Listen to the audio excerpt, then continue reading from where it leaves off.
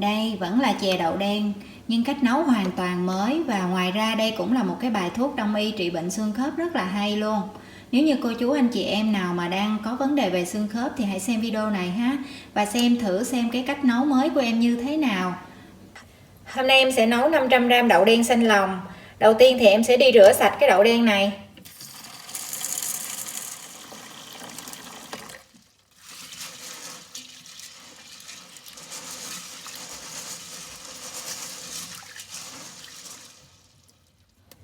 Khi mình rửa đậu đen thì mình cho nước nhiều tí xíu để cho những cái hạt đậu hư nó nổi lên như vậy nè. Thì mình thấy tất cả những cái hạt đậu hư này thì mình vớt ra ha. Đây rất là nhiều luôn nè.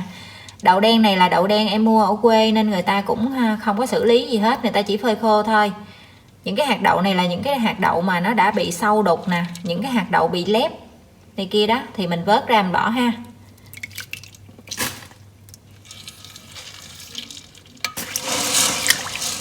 Xong rồi mình vo rửa nhiều lần nước cho sạch ha.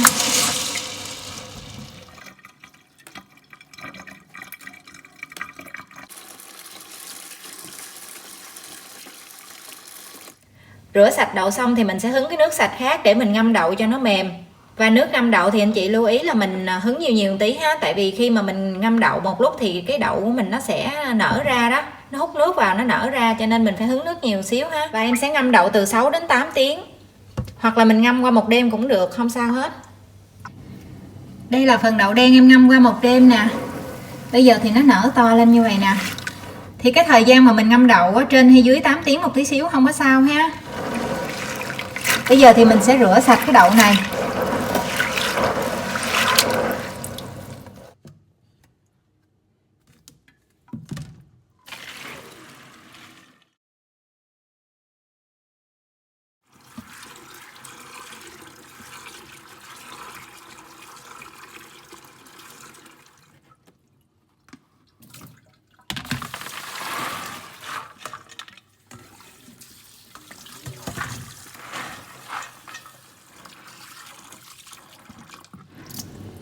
Mình rửa lại khoảng 3-4 lần nước là được, để cho nó sạch cái mùi chua của cái đậu mình ngâm qua một đêm nè.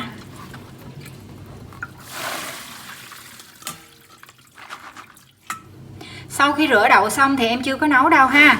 Bây giờ em sẽ để đậu ở trong cái rổ như vậy nè. Và lúc này thì phần đậu đen của em đã để được khoảng 4 tiếng rồi nè. Tại sao em không nấu liền sau khi ngâm đậu mà em phải chờ tới 4-5 tiếng rồi em mới nấu? Đó là vì em muốn đợi cho những hạt đậu nó nảy mầm ra như vậy nè. Đó. Bây giờ thì các cái hạt đậu nó bắt đầu nứt mầm ra nè. Đây. Và thời gian chờ cho hạt đậu nảy mầm thì có thể từ 3 đến 5 tiếng hoặc là có thể dài hơn.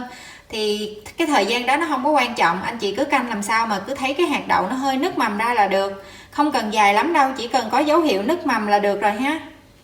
Một tí xíu thôi, ngắn hơn như vậy cũng được nữa nè. Nếu như cô chú anh chị em đã từng nghe đến công dụng tuyệt vời của đậu đen như là giúp xương chắc khỏe nè, phòng chống ung thư, cân bằng huyết áp, hỗ trợ điều trị tiểu đường, tốt cho tim mạch và làm đẹp da, và còn rất nhiều công dụng khác nữa, thì đối với cái hạt đậu đen nảy mầm nó sẽ còn tốt hơn rất nhiều lần so với cái hạt đậu đen bình thường nữa. Cho nên nếu mà có thời gian thì khi nấu chè đậu đen anh chị nhớ để cho cái hạt đậu đen nó mọc mầm lên tí xíu, như vậy ăn sẽ tốt hơn nhiều ha. Và công thức hôm nay em nấu ngoài việc là một món chè thơm ngon bổ dưỡng tốt cho sức khỏe ra, thì đây còn là một bài thuốc đông y trị bệnh xương khớp rất là hay. Cho nên cách nấu sẽ hoàn toàn khác với những công thức nấu mà anh chị từng biết.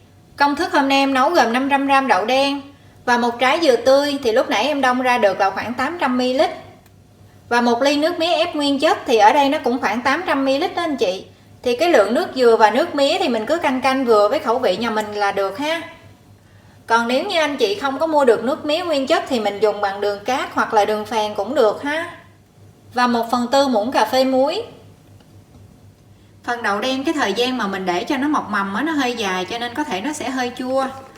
Cho nên là trước khi nấu mình sẽ rửa sơ lại ha. Nè, lúc này đậu đen của mình nó mọc mầm đều hết rồi nè. Mình cứ làm cái quy trình nó giống như là mình làm giá vậy đó anh chị. Mình chỉ cần nó nứt như vậy là được rồi ha.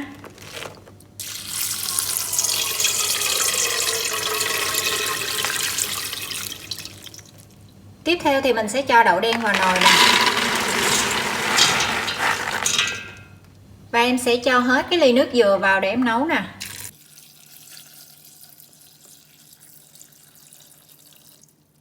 Nước dừa thì mình chỉ cho nó xếp như vậy là được ha, không có cần nhiều ha.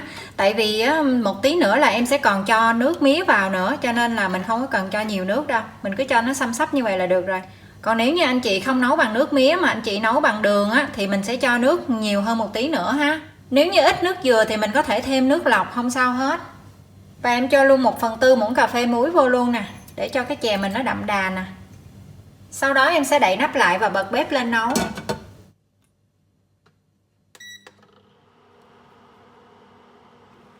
Khi mình thấy cái nồi chè của mình nó sôi như vậy nè, thì mình sẽ hạ lửa xuống. Và mình tiếp tục đậy nắp lại nấu với lửa nhỏ cho đến khi đậu nó mềm.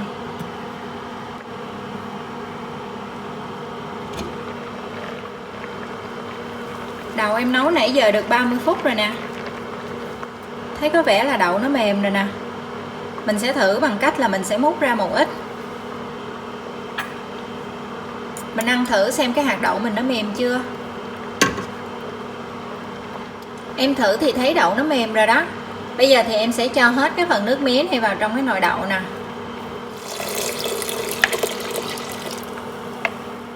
Cho dù nấu bằng đường hay bằng nước mía thì mình cũng phải đợi cho đậu nó mềm thì mình mới cho đường vào ha. Lúc này em sẽ tăng lửa lên để cho nó nhanh sôi lại nè.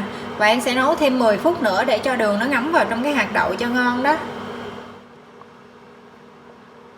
Sau khi để nước mía vô thì em nấu thêm nãy giờ cũng được 10 phút rồi nè. Khi có nước mía vô thì nó dễ có bọt nè. Thì mình vớt bọt ha. Lượng nước và đậu rất là vừa ha. Và nồi chè mình nấu như vậy là được rồi nè. Tắt bếp luôn ha. Cái lúc mà anh chị cho đường hay cho nước mía vào đó, mình có thể nêm coi cái độ ngọt mình có vừa ý chưa ha. Nếu mình thích ngọt hơn thì mình cho thêm. Nhưng em khuyên anh chị nếu như mình muốn nấu chè để ăn tốt cho sức khỏe thì mình nên để đường ít thôi ha. Và đây là thành phẩm chè đậu đen của mình nè. Em múc ra quay gần cho anh chị xem coi có gì khác lạ so với cách nấu thông thường không ha. Cũng vậy thôi, không có gì ha. Đậu lúc này nó rất là mềm luôn nè. Thông thường thì mình ăn chè đậu đen mình sẽ nấu thêm nước cốt dừa ha. Nhưng mà ở đây em không có nấu nước cốt dừa, bởi vì em nấu bằng nước dừa tươi và nước mía tươi, cho nên là nó rất là thơm ngon và nó thơm dịu lắm. Cái công thức này thì em thường xuyên nấu cho gia đình em ăn lắm. Em thấy nó ngon và nó rất là tốt cho sức khỏe nữa. Cho nên hôm nay em muốn gửi đến chị em cái cách nấu đậu đen mới, cũng như là gửi đến cô chú anh chị em, đặc biệt là những chị em đang bị đau nhức xương khớp, cái bài thuốc đông y trị xương khớp rất là hay từ cái hạt đậu đen này ha. Và món chè này sau khi nấu xong thì mình có thể dùng nóng, hoặc là mình để nguội rồi mình cho vào ngăn mát tủ lạnh, ăn lạnh lạnh rất là ngon luôn ha. Cái độ ngọt thì nó không có ngọt lắm đâu, nó ngọt rất là dịu nhẹ nè. Và khi mình ăn thì mình sẽ nghe được cái mùi thơm thơm của nước dừa tươi nè, rồi nước mía tươi nè, rất là ngon luôn, dễ ăn lắm. Và đối với cô chú nào mà đang bị đau nhức xương khớp thì mình thử áp dụng công thức này đi ha. Mình ăn thử trong vòng 1 tháng đi, rồi mình sẽ cảm nhận được xem cái sức khỏe xương khớp của mình như thế nào. Và trong cái thời gian mà mình ăn chè đậu đen để điều trị xương khớp thì ngoài việc mình điều trị xương khớp ra thì anh chị sẽ cảm thấy là mình ngủ rất là ngon nè, hệ tiêu hóa cũng tốt nữa nè. Và sau cái thời gian mà mình điều trị xương khớp thì mình sẽ thấy là da dẻ của mình nó sẽ đẹp hơn, hồng hào hơn và mịn màng hơn nữa. Rồi em cảm ơn anh chị đã xem video của em ha. Nếu thấy hay và hữu ích thì nhớ tặng cho em một like và một nút đăng ký kênh ha. Và nhớ chia sẻ video để bạn bè và người thân của mình cùng xem ha.